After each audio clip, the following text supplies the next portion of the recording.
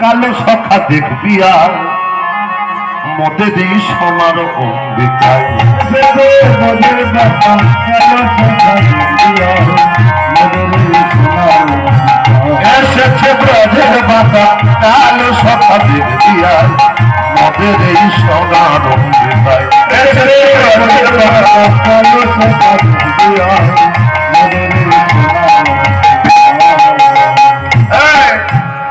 তাহলে তো গৌর বর্ণ কেন ফর্সা কেন উহার রং ফিরেছে রং ফিরেছে উহার রং ফিরেছে রং ফিরেছে উহার কালো এখন চেনা যায় এসেছে ব্রজের বাবা কালো সখা দেখবি আর মতে দিই সোনার অম্বিকায় এসেছে ব্রজের বাবা কালো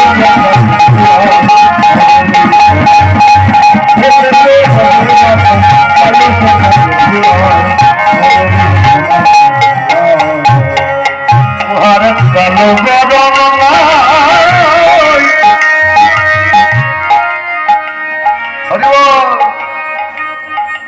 এর কালো বরণটা গেল কোথা? যদি বাঁকা হবে ব্রজের বাঁকা সে তো কালো, এর কালো বরণটা গেল কোথা? উহার কালো বরণ নাই অজদাই অঙ্গে অঙ্গ দিয়ে গৌর হলে তার কালো বরণ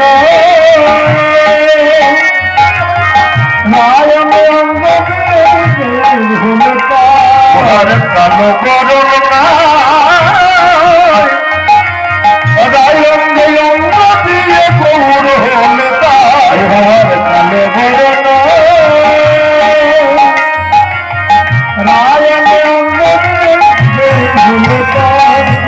ব্রজের ভাবে বাঁকা আমার ব্রজের ভাবের সখা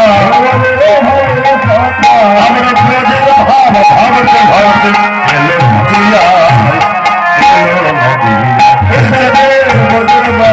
এলো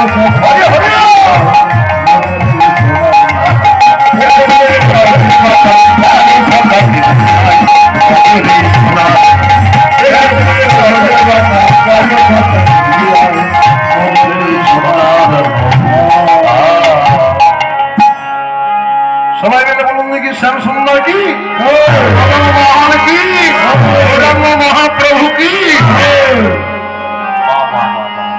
এত জয়ধ্বনি। তাহলে এই যে বলছে ব্রজের বাঁকা কালো সখা, এটা তো বাবা শাস্ত্রীয় প্রমাণ। অন্তে কৃষ্ণ বহির গৌরবর্ণ দর্শিতাঙ্গ দিবই ভব কলৌ সংকীর্তনার্থে সকৃষ্ণ চৈতন্য মাশ্রিত। অন্তরে কৃষ্ণ ভাব, বাহিরে রাধার ভাব। তাহলে গৌর হলো কি করে? ব্রজগোপীরা মা কাত্যায়নীর ব্রত করল,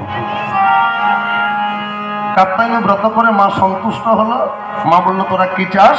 মা গো পরম পতিকে আমরা পতি রূপে চাই, কৃষ্ণ যেন আমাদের পতি হয়। তথাস্তু তাই হবে। কৃষ্ণ জানতে পারলো মা তো অনুমতি দিয়েছে, আমাকে তো পতি রূপে যেতেই হবে।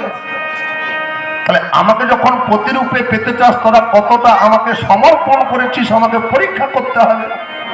যমুনাতে গোপীগণ জলকেলি করছে, গোবিন্দ দিল জলে ঝাঁপ গোপী মাঝে। গোপী কৃষ্ণ মিশে বাবা আনন্দে আত্মহারা হয়ে গেল। গোপী কৃষ্ণ একাকার হয়ে যাচ্ছে, আর রাধারানী কৃষ্ণকে খুঁজতে খুঁজতে খুঁজতে খুঁজতে দেখতে পেল যমুনার জলে জলকেলি করছে। কৃষ্ণ কেবলমাত্র আমার এই ললিতা, এই বিশাখা, তোরা সরিয়ে যা, কৃষ্ণ শুধু আমার। রাধারানীও দিল জলে ঝাঁপ। ওই গোপী কৃষ্ণের মাঝে জলে ঝাঁপ দিল, সকলে মিলে একাকার হয়ে গেল।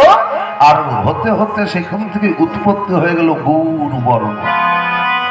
ও বাবা, এটা তো শাস্ত্রীয় প্রমাণ, কিন্তু আমার মা লক্ষ্মীরা প্রতিদিন ঘরে এই গৌর তত্ত্বটা করেন। আমি বললেই আপনাদের মনে পড়ে যাবে। আজকের থেকে আর ভুলবেন না, প্রত্যেক দিন এই তত্ত্বটা আপনারা নিজেরা করেন। সকালে ঘুম থেকে উঠেন তো মা, ঘুম থেকে উঠে আগে কি করেন? নাতা ঝাঁটা করে দেন, তারপরে কি করা হয়? চা। তারপরে ওইটাই তো কাজ নাকি? মুখ টুক ধোয়ার পরে বাড়ির কর্তারা কে কখন উঠবে তাকে সময় মতো চা জোগাড় দিবে। তা চা করতে প্রথমে কি লাগে মা?